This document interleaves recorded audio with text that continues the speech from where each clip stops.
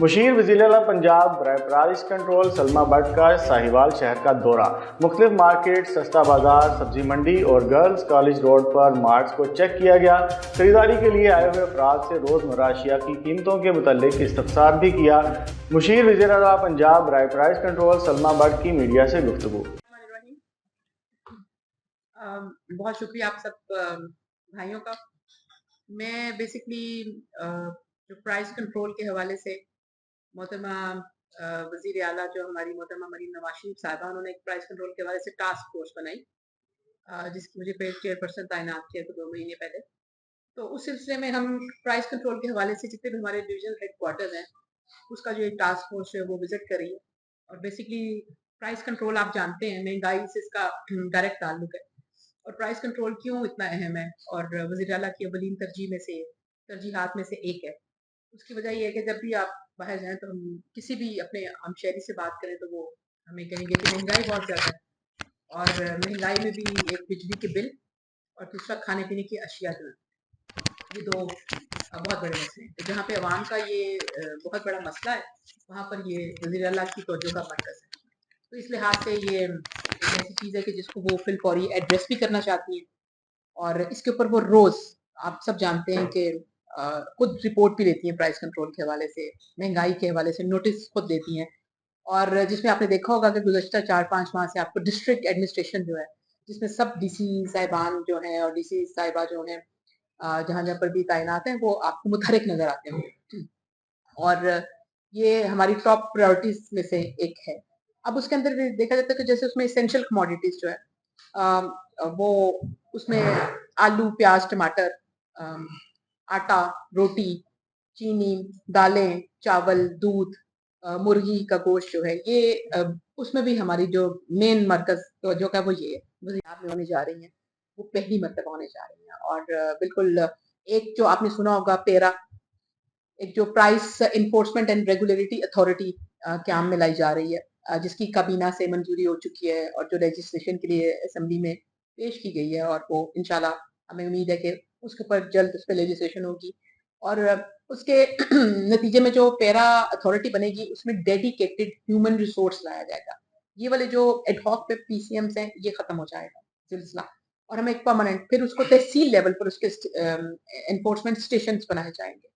और फिर वहां पर उसके अंदर जो पहले मजिस्ट्रेट का जो होते थे इख्तियारात, वो दोबारा बहाल किए जाएंगे, जो समरी ट्रायल वाले होते थे, उसको किया जाएगा। देखें, जब हम फाइन की तरफ जाते हैं, और हमने देखा भी है ये, अभी ये अपने विजिट्स के दौरान भी हम लोग देखते हैं, जांचने की कोशिश करते हैं, जो फाइन है वो कोई बहुत अच्छा मुस्बत हल नहीं है।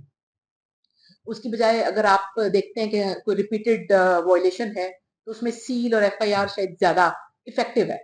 और लेकिन उसको करने का भी कोई तरीकेकार होना चाहिए। अभी वाले मौजूदा तरीके में उसमें भी गैप्स हैं, वो हम उसको उस तरह से नहीं कर पाते जिस तरह से हम करना चाहते हैं, जो हमारी नीयत और सोच है। तो ये पेरा की अथॉरिटी बनाने का मकसद ये है कि सारे लूप होल्स जो इनको कवर किया जा सके और एक डेडिकेटेड फोर्स लाई जा सके, और जिसकी तादाद भी ज्यादा हो। अब देखें, एक जिले के अंदर 30, 34, 40, 45 पीसीएम्स हो रहे होते हैं। लाहौर जैसे बड़े, इतने बड़े जगह पर 79 अब की है। तो वो बेसिकली अगर आप तनासुब देखें दुकानों का और पीसीएम्स का, तो वो भी कम है। अब कई जगहों पे आम तौर पे अगर आप देखेंगे करियाना परचून, छोटी बड़ी सारी सब्जी वगैरह की, अगर मैं एक रफ एस्टिमेट दूं, तो साहिवाल में 25 से 30 हजार दुकान तो होगी, छोटी बड़ी सब मिला के, और सब्जी फ्रूट सब कैरी में मिलाकर 25-30 हजार होगी तकरीबन, जितना इसका है। तो इसके लिए अगर 34-35 से 40 लोग हैं, वो आप उनकी पर पर्सन निकालें और एडहॉक पे अगर 4 घंटे काम करें, तो शायद वो मॉनिटरिंग को उस लेवल पे हो नहीं सकती जिस लेवल पे जरूरत है। तो ये अथॉरिटी बनाने का मकसद ये था। दूसरी इसके साथ एक बहुत अहम चीज, जो सप्लाई चेन मैनेजमेंट का इदारा बनाया जा रहा है। जो सप्लाई चेन मैनेजमेंट का इदारा बनाने का मकसद ये है, ये पहली मरतबा एक अहम काम होने जा रहा है कि हमारी जो एसेंशियल कमोडिटीज है, वो जगह जगह पे मुख्तलिफ इदारों में इस वक्त है, उनका है। जैसे कुछ लाइफ स्टॉक के अंडर आती हैं, जैसे पोल्ट्री है, डेयरी है, कुछ फूड डिपार्टमेंट के अंडर आती हैं, कुछ एग्रीकल्चर के अंडर आती हैं, कुछ इंडस्ट्रीज के अंडर आती हैं।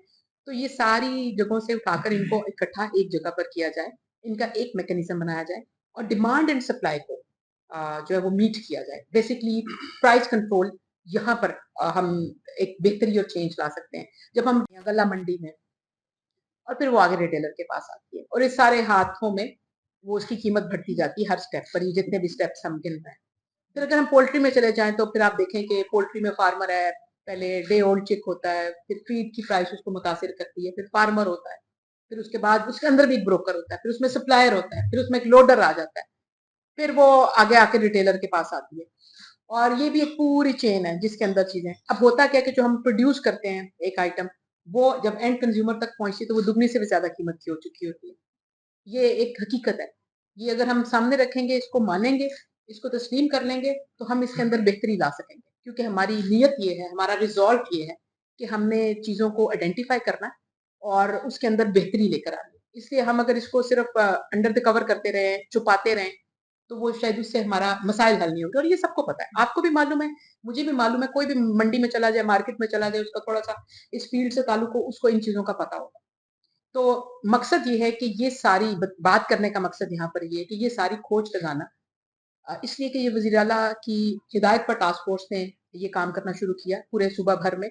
और डिविजनल हेडक्वार्टर्स में पहले राउंड में हम जा रहे थे, जिसमें आज जो साहिवाल हम आए हैं, और इसी गर्ज से आए हैं कि हम साहिवाल की जो हमने जैसे सब्जी मंडी का विजिट किया, बाजारों का विजिट किया, ओपन मार्केट का विजिट किया, आपका जो यहाँ पे होलसेल है गल्ला मंडी की, गल्ला की उधर होलसेल मार्केट है जो, उसका विजिट किया। फिर हमने कुछ डीसी काउंटर्स भी देखे। अ, कोशिश की कि एक फीलर लिया जाए कि शहर में क्या चल रहा है, कीमतों के अंदर कितना फर्क है। फिर जाहिर बात है उसके बाद जो गवर्नमेंट का रेट निकलता है, उसके अंदर भी कुछ इश्यूज हैं उसके हवाले से। बाजू का बहुत ज्यादा शिकायत होती है कि वो एक सप्रेस रेट, और फिर जो मार्केट की कीमत में या उसमें अगर कहीं पे मिसमैच है, उसको चेंज कैसे करना है, उसका मैकेनिज्म कैसे फाल बनाना है, इफेक्टिव बनाना है, ये भी हम इस तरह की भी एक काविश कर रहे हैं। फिर हाँ, हमारे एंड से कौन कौन सी चीजें, जैसे प्राइस कंट्रोल मजिस्ट्रेट्स की बहुत ज्यादा शिकायत होती हैं कि वो उतने ट्रेंड नहीं होते हैं, वो ओवर फाइनिंग करते हैं। बहुत सी दुकानदार रिटेलर्स की ये शिकायत हमें मौसूल होती है। फिर वो क्योंकि एडहॉक पे ये है, हमारे पास परमानेंट ह्यूमन रिसोर्स ही नहीं है प्राइस कंट्रोल मैजिस्ट्रेट्स का। वो सारे कोई कोई लाइफ स्टॉक से है, कोई रेवेन्यू से है, कोई फूड डिपार्टमेंट से है, वो डिस्ट्रिक्ट एडमिनिस्ट्रेशन के अंडर काम करे होते हैं, तो बेसिकली उनकी भी ये प्राइमरी जॉब ही नहीं है। वो भी उनकी प्राइमरी और पेरेंट ऑर्गेनाइजेशन कुछ और है, और वो ये एडहॉक पे 3 घंटे 4 घंटे का एक काम कर रहे होते हैं एक दिन में। जो कि दूसरी तरफ जो इसके लिए हमें एक डेडिकेटेड ह्यूमन रिसोर्स चाहिए, क्योंकि अगर ये हमारी एक अव्वलीन तरजीह है। तो अब ये सारी आपके साथ बात शेयर करने का मकसद ये था कि हम ये सारे मसाइल तो सबको पता है, लेकिन इसका हल क्या है? तो हुकूमत ने हल भी देना होता है, और जो वजीर आला जो है उनकी ज्यादा तवज्जो हल देने पर है कि इस तरह के जो मसाइल हैं उनको सस्टेनेबल हल देकर अवाम को रिलीफ दिया जाए। रसद और तलब भी कहते हैं सब्जी की जुबान में।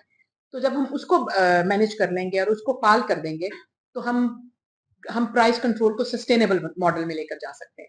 फिर उसमें हम देखिए, जैसे हमने अभी मैंने जिक्र किया कि दालें हम इंपोर्ट कर रहे हैं, तो हमें पता हो कि एक साल के अंदर हमारी कितनी खपत है दालों की। और जैसे हमारे यहाँ सारे ग्रेन्स मिलाकर पूरे पाकिस्तान की 2 करोड़ टन खपत है सालाना, उसमें से 50% सिर्फ चने की दाल खाई जाती है। और अगर चने की दाल जो हमारे यहाँ जितनी हमारी जरूरत है उसका कुछ 40-45% उगता है, बाकी बाहर से आती है। तो जैसे काला चना है, वो कितना यहाँ पर होता है, कितना हमें बाहर से लाना पड़ता है। मूंग है, मसूर है, मूंग फिर भी यहाँ पर है, लेकिन माश और मसूर जो है वो भी बाहर से आ रही है ज्यादा।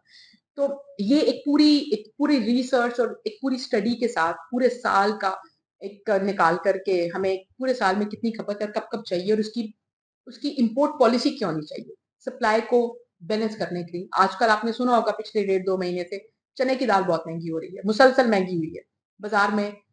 इसका काफी शोर है, जो अब पहले से कोई 20-30 रुपए कम आई है, लेकिन वो ये बढ़ने की वजह ये थी कि इसकी जो सप्लाई थी वो ऑन टाइम नहीं की गई थी। इसकी सप्लाई के अंदर एक डिप आ गया, इसको इसलिए वो उसकी जब सप्लाई कम हो गई, डिमांड हाई थी, तो वो महंगी हो गई। अब क्योंकि दोबारा सप्लाई इसकी जो है वो हमने इंपोर्ट कर ली है, तो अब जो इंपोर्ट इसकी आती जाएगी बाजार में आएगी, तो इसकी कीमत में बेहतरी आएगी। माश की दाल जैसे आप देखते हैं कि वो उसमें काफी डिप आया, काफी पहले से कम हुई है। मूंग की कीमत कम हुई है, मसूर की कीमत कम हुई है, चावल जो है उसकी कीमत कम हुई है। ये इन सब जैसे हम जैसे सर्फ है उसकी कीमत कम हुई है। काली मिर्च बहुत महंगी थी, उसकी कीमत में तकरीबन 600 रुपए की पर किलो कमी आई है।